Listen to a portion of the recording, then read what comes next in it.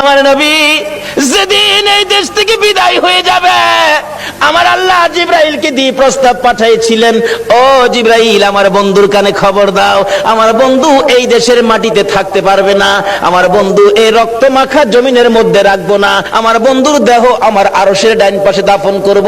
জিবরাইল খবর নিয়ে ডাকতেছেন, হুজুর আল্লাহর সালাম গ্রহণ করুন। আমি জিবরাইলের সালাম গ্রহণ করুন।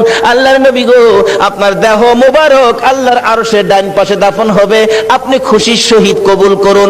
আমার নবী কোনো কথা কয় না, দুইটা চোখের পানি ঝরঝর করে ছাড়তেছে। জিবরাইল বলেন, ইয়া রাসূলুল্লাহ, এত সুন্দর প্রস্তাব নিয়ে আসলাম, কোনো কথা কন না, খালি কাঁদেন কেন জানতে চাই। আমার নবী বলেন, জিবরাইল রে, তোমার জন্য খুশির খবর হতে পারে, আমি খুশি হতে পারলাম না। কেন পারলেন না? রে জিবরাইল, আমার দাফন আল্লাহর আরশের ডান পাশে হবে, আমি জানতে চাই আমার গুনাহগার উম্মতের দাফন কই হবে।